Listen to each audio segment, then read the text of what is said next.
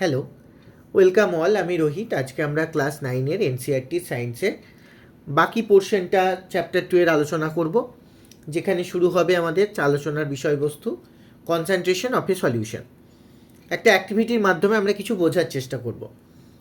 Take approximately 50 ml of water each into separate beaker. দুটো আলাদা আলাদা বিকারের মধ্যে অ্যাপ্রক্সিমেটলি আমরা 50 ml জল নিলাম। Add salt in one beaker and sugar or barium chloride in the second beaker with continuous stirring. একটা বিকারে আমরা নুন নিলাম এবং অপর বিকারটাতে সুগার অথবা বেরিয়াম ক্লোরাইডের মিক্সচার নিয়ে সেটাকে কন্টিনিউয়াস নাড়াতে থাকলাম। When no more solute can be dissolved, heat the contents of the beaker to raise the temperature by about 5 degrees Celsius. যখন আর কোনো সলিউট ডিজলভ হতে পারছে না, কি করলাম, বিকারটাকে হিট দিলাম যাতে তার টেম্পারেচারটা 5 ডিগ্রি সেলসিয়াস বেড়ে যায়। Start adding the solute again. তারপর আমরা আবার সলিউট অ্যাড করতে থাকলাম। Is the amount of salt and sugar or barium chloride that can be dissolved in water at a given temperature the same? At a particular temperature, a solution that has dissolved as mass solute it is capable of dissolving. It said to be a saturated solution. বলছে একটা নির্দিষ্ট টেম্পারেচারে একটা সলিউশনের মধ্যে যত বেশি পরিমাণ solute, অর্থাৎ লাস্ট যতটা সলিউট দ্রবীভূত হতে পারে, ডিজলভ হতে পারে, তাকে আমরা তখন সেই সলিউশনটাকে বলবো স্যাচুরেটেড সলিউশন। অর্থাৎ যদি আমি বলি একটা 100 ml জলের মধ্যে 4 চামচ চিনি মানে সব থেকে বেশি গুলে যেতে পারে, তাহলে 4 চামচ চিনি গুলে যেতে পারে, এটাই হচ্ছে তার তখন স্যাচুরেটেড সলিউশন। যদি আমি 5 চামচ চিনি দিই, গুলবে না, তো 1 চামচ এক্সট্রা থেকে যাবে, তখন এটা স্যাচুরেটেড নয়। আবার 3 চামচ চিনি দিই, তখনও তো 1 চামচ চিনি গুলতে পারে, তাহলে এটাও স্যাচুরেটেড সলিউশন নয়। In other words, when no more solute can be dissolved in a solution at given temperature, it is called saturated solution. একটা নির্দিষ্ট টেম্পারেচারের মধ্যে যখন কোনো সলভেন্টের মধ্যে আর সলিউট দ্রবীভূত হতে পারে না, তখন আমরা তাকে কি বলবো, যে না, সেটা হচ্ছে saturated solution. The amount of solute present in the saturated solution at the room temperature it is called its solubility. তাহলে একটা নির্দিষ্ট টেম্পারেচারের মধ্যে বা একটা নির্দিষ্ট স্যাচুরেটেড সলিউশনের মধ্যে যতটা পরিমাণ সলিউট প্রেজেন্ট থাকে তাকেই আমরা বলবো solubility.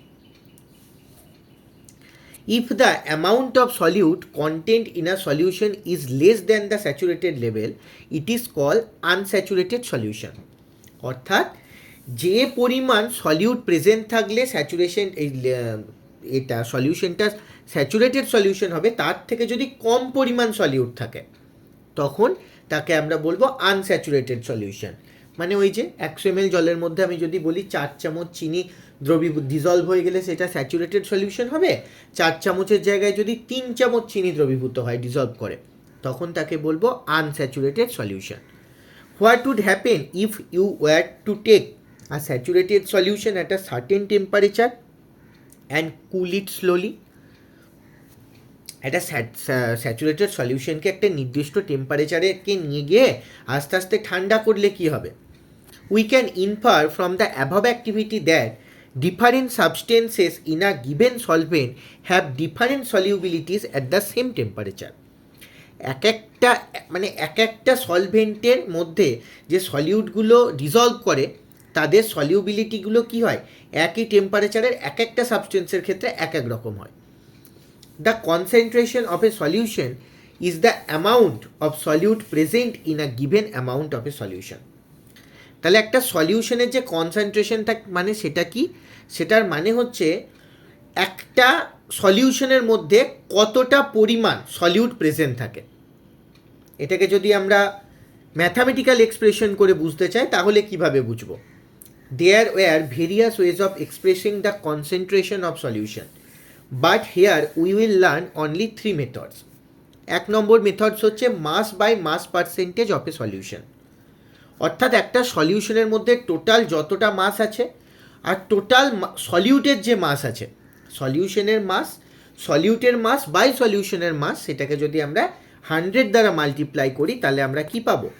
Mass by mass percentage of a solution পাবো। আবারও বলি, টোটাল যে সলিউটের যে মাস আছে by mass of solution into 100 করলে আমরা কি পাবো, mass by mass percentage of a solution. আমরা যদি মাস বাই ভলিউম পার্সেন্টেজ, আচ্ছা মাস বাই ভলিউম মানে কি, ওপরে মাস নিচে ভলিউম, তাহলে mass of solute by volume of solution into 100। Volume by volume, এক্ষেত্রে দেখে বুঝতে পারছি দুটোই ভলিউম, অর্থাৎ volume of solute by volume of solution into 100। তাহলে আবারও বলছি, কনসেন্ট্রেশন সলিউশনের বার করার জন্য আমরা তিনটেভাবে বার করতে পারি। এক নম্বর হচ্ছে মাস বাই মাস, মানে সলিউটেরও মাস সলিউশনেরও mass into 100। Mass by volume, সলিউটের মাস আর ভলিউম হচ্ছে সলিউশনের into 100। Volume by volume, solution দুজনারই ভলিউমকে যদি 100 দ্বারা মাল্টিপ্লাই করি আমরা ভলিউম বাই ভলিউম পার্সেন্টেজ পেয়ে যাব। আমরা যদি এক্সাম্পল 2.1টা দেখি তাহলে কি বলেছে, a solution contains 40 gram of common salt into 320 gram of water. Calculate the concentration in terms of mass by mass percentage. তাহলে mass by mass percentage মানে কি, mass of solute by mass of solvent। আচ্ছা solute এখানে কোনটা, জলটা বেশি পরিমাণে থাকে না সল্টটা বেশি পরিমাণে থাকে, অবশ্যই জলটা বেশি পরিমাণে থাকে। তাহলে জলটা কি, জলটা এখানে সলভেন্ট, আর যে সলিউশন কমন সল্টটা হচ্ছে এখানে সলিউট। তাহলে আমরা মাস অফ সলিউট পেয়ে গেলাম, কমন সল্টের যেটা মাস সেটাই 40 গ্রাম, কিন্তু জলটা মানে কি, এটা তো সলভেন্টের মাস, সলিউশনের মাসটা আমাদের জানাটা খুব প্রয়োজন মাস পার্সেন্টেজ অফ সলিউশন বার করতে গেলে। তাহলে সলিউশন মানে আমরা কি জানি, সলিউট আর সলভেন্ট, জল আর চিনি দুজনকে মেশালে তো চিনির জল পাবো। তাহলে এখানে চিনিটা কি সলিউট, জলটা কি সলভেন্ট। তাহলে ধরে নাও নুন বা চিনি আছে 40 গ্রাম এবং জল আছে 320 গ্রাম, তাহলে সলিউশন কতটা আছে, 40 প্লাস 320 গ্রাম সমান 360 গ্রাম। ব্যাস, এবার আমার মাস পার্সেন্টেজ বার করা কোনো অসুবিধাই নেই। মাস অফ সলিউট কত 40 গ্রাম, মাস অফ সলিউশন কত 360 গ্রাম, তাকে 100 দিয়ে মাল্টিপ্লাই করলে আমরা কনসেন্ট্রেশন পেয়ে যাব 11.1%। পরবর্তী topic, what is suspension. Suspension জিনিসটা কি, non-homogeneous systems like those obtained by groups in activity 2.2 in which solid are dispersed in liquid are called suspension। যখন কোনো সলিডকে আমরা লিকুইডের মধ্যে গুলে দিচ্ছি সেটা যদি কমপ্লিটলি ডিসলভ হয়ে যায় তখন আমরা তাকে বললাম হোমোজিনাস মিক্সচার। কিন্তু যেগুলো হোমোজিনাস মিক্সচার নয় সেগুলোর মধ্যে লিকুইডের মধ্যে যদি সলিডগুলো কোনোভাবে ডিসপার্সড হয়ে থাকে, থিতিয়ে পড়ে, তখন তাকে বলবো suspension. A suspension is a heterogeneous mixture in which the solute particles do not dissolve but remain suspended throughout the bulk of the medium। তাহলে কি হয় না, সাসপেন্ড মানে কি, নিচে থিতিয়ে পড়ে থাকে, যেটা সম্পূর্ণভাবে গুলে যায় না। Particles of suspension are visible to the naked eye. আমরা যদি দেখি, ধরো এরকম কিছু জিনিস, এক টুকরো বা এক মুঠো বালি বা এক মুঠো ধুলো, সেটাকে আমরা যদি জলে ভালো করে গুলিয়ে দিই, কিছু সময় পরে দেখব ধুলো বা মাটিগুলো জলের তলায় থিতিয়ে পড়েছে। এটা কি হোমোজিনাস মিক্সচার না? কেন? কারণ পুরোপুরি তো গুলে গেল না মাটিগুলো জলের সাথে, এটা হোমোজিনাস মিক্সচার নয়। তাহলে এটা ওয়ান কাইন্ড অফ হেটারোজিনাস মিক্সচার। আমরা খালি চোখে সেটা দেখতে পাবো তো যে মাটিগুলো নিচেতে থিতিয়ে পড়েছে, এগুলোই হচ্ছে suspension. Properties of a suspension, একটা সাসপেনশনের কী কী প্রপার্টি থাকে। Suspension is a heterogeneous mixture, এটা অবশ্যই হোমোজিনাস নয়, তাহলে heterogeneous mixture. The particles of suspension can be seen by naked eye, আমরা খালি চোখে এগুলোকে দেখতে পাবো। The particle of a suspension scatter a beam of light passing through it and make its path visible. আমরা যখন হোমোজিনাস মিক্সচারে গেছিলাম তখন আমরা প্রপার্টিতে দেখতে পেয়েছিলাম, সলিউশনের প্রপার্টিতে, সলিউশন মানেই হোমোজিনাস মিক্সচার, সলিউশনের প্রপার্টিতে দেখতে পেয়েছিলাম যে লাইটের পাথ ভিজিবল হয় না। কেন? কারণ লাইটগুলো স্ক্যাটার করে না। কিন্তু এই যে সাসপেনশন আছে এর ভেতরে যে পার্টিকেলগুলো আছে তাদের মাধ্যমে লাইটের স্ক্যাটারিং হয়, তারপরে আমরা লাইটের পাথকে খুব ভালোভাবে ভিজিবল বা ভিশনে দেখতে পাবো। The solute particle settle down when a suspension is left আনডিস্টার্বড।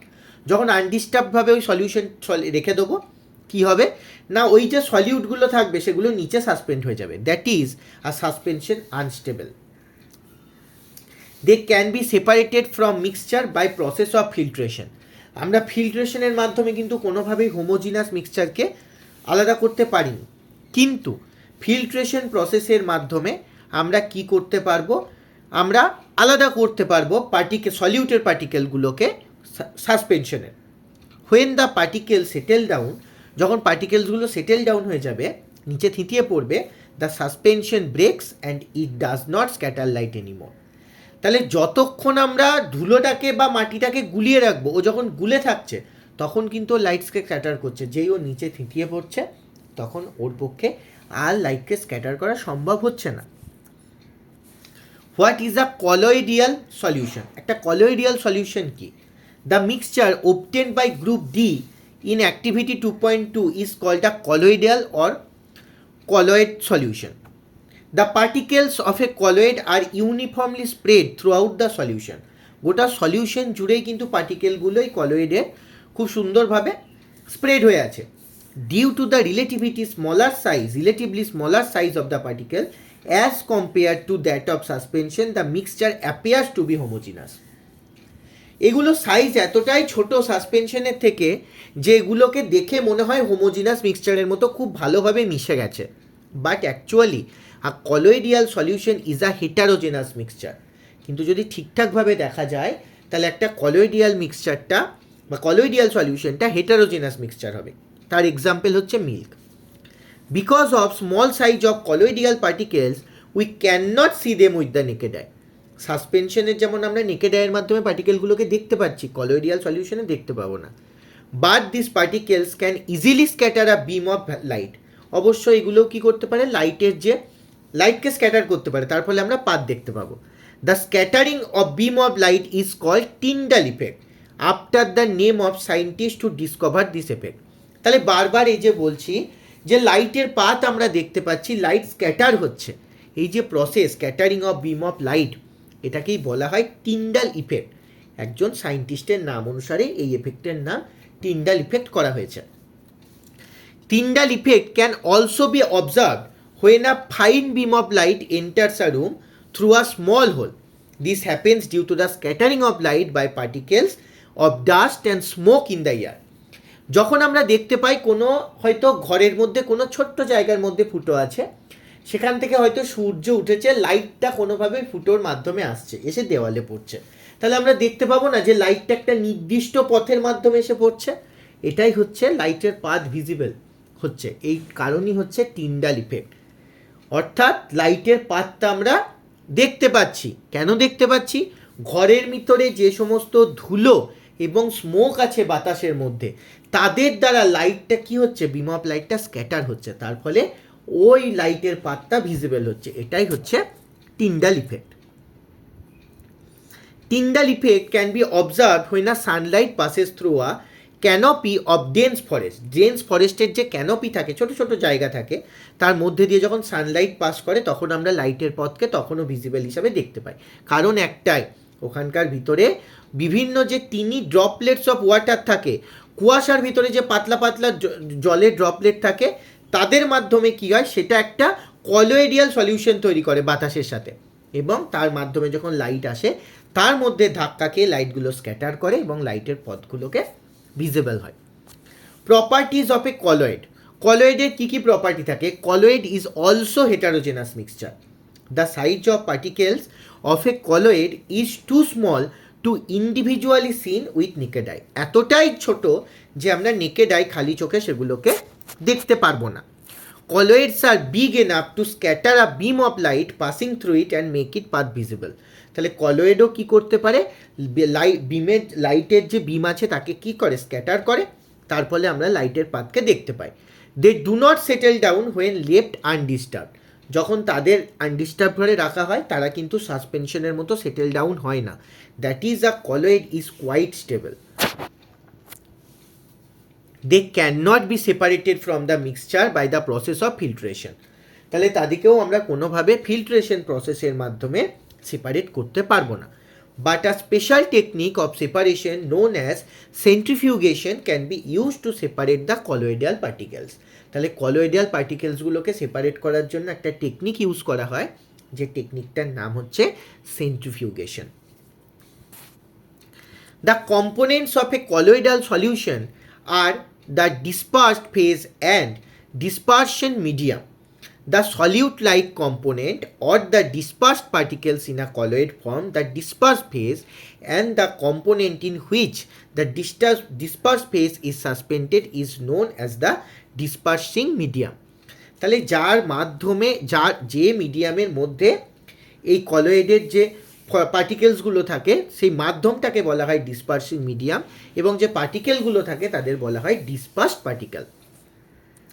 Colloid are classified according to the state of the dispersing medium. Dispersing মিডিয়ামের স্টেটের উপর ভিত্তি করে কলয়েডগুলো ক্লাসিফাই করা হয়। ডিসপার্সিং মিডিয়াম সলিড হতে পারে, লিকুইড হতে পারে, গ্যাস হতে পারে। অ্যান্ড দ্য ডিসপার্স ফেজ, এবং অবশ্যই ডিসপার্স ফেজ এবং ডিসপার্স মিডিয়ামের উপরে ভিত্তি করে কলয়েডগুলোকে আমরা ক্লাসিফাই করছি। A few common example are given 2.8 from the table, you can see that they are common in everyday life. কিছু কিছু কোশ্চেন্স আছে, যেমন differentiate between homogeneous and heterogeneous mixture with example, already আমরা ডিসকাস করেছি। How are solution suspense difference from each other, solution suspense sol প্রত্যেকটা কীভাবে একে অপরের থেকে ডিফারেন্স এটাও আলোচনা করেছি। To make a saturated solution 36 gram of sodium chloride is dissolved in 100 gram of water at 293 Kelvin. Find its concentration and its temperature. এরকম অঙ্ক ম্যাথ আমরা আগেও আলোচনা করেছি, তাও একবার বলে দিচ্ছি। আমরা যখন কনসেন্ট্রেশন বার করব তিনটে পদ্ধতিতে বার করতে পারি: mass by mass percentage, mass by volume percentage, volume by volume percentage. এখানে দুটোর ক্ষেত্রে, অর্থাৎ সলিউট সোডিয়াম ক্লোরাইডের ক্ষেত্রেও গ্রাম দেওয়া আছে, জলের ক্ষেত্রেও যেটা সলভেন্ট সেটাতেও গ্রাম দেওয়া আছে। তাহলে কি হবে না, আমরা বলতে পারি এটা মাস বাই মাস পার্সেন্টেজের মাধ্যমেই আমরা করব। তাহলে মাস বাই মাস পার্সেন্টেজের ফর্মুলা কি? Mass of solute by mass of solution into 100। তাহলে মাস অফ সলিউট কত? 36 গ্রাম। আর মাস অফ সলিউশন, তাহলে সলিউশন বার করতে গেলে আমাকে সলিউট আর সলভেন্টটাকে যোগ করতে হবে। তাহলে মাস অফ সলিউশন কত? 136 গ্রাম ইন্টু 100 করলেই আমরা এর কনসেন্ট্রেশন পেয়ে যাব। Common example of colloids. কলয়েডসের কিছু কমন এক্সাম্পল আছে। আচ্ছা, আমি বলেছিলাম ডিসপার্সড ফেজ এবং ডিসপার্সিং মিডিয়ামের উপর ভিত্তি করে কলয়েডগুলো বিভিন্নভাবে আমরা ক্লাসিফাই করতে পারি। ডিসপার্সিং মিডিয়াম যদি গ্যাস হয় এবং ডিসপার্স ফেজ যদি লিকুইড হয়, অর্থাৎ গ্যাসের মধ্যে যদি লিকুইড থাকে, তখন সেই প্রকার কলয়েডিয়াল সলিউশনকে আমরা বলবো অ্যারেসোল। এক্সাম্পল কি? ফগ, কুয়াশা, ক্লাউডস, মিস্ট এটসেট্রা। কুয়াশার মধ্যে কি? বাতাসের মধ্যে ছোটো ছোটো জলকণা থাকে না, তাকেই তো আমরা কুয়াশা বলি। তাহলে এখানে বাতাসটা কি? এয়ারটা কি? ডিসপার্সিং মিডিয়াম, যেটা হচ্ছে গ্যাস।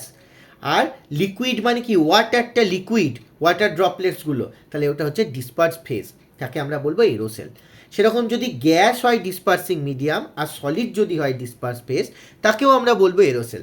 যেমন স্মোক, অটোমোবাইল এক্সস্ট। কেন স্মোক বলছি? বাতাসের মধ্যে ধোঁয়াটা কি? ধোঁয়াটা এক প্রকার গ্যাস। তাহলে গ্যাসের মধ্যে যখন ছোটোখাটো পার্টিকেল থাকে, বিভিন্ন ধুলো, কার্বন এটসেট্রা, এগুলো কি প্রত্যেকটা সলিড? তো তাহলে গ্যাসের মধ্যে সলিড আছে, তাকে বলছি এরোসেল।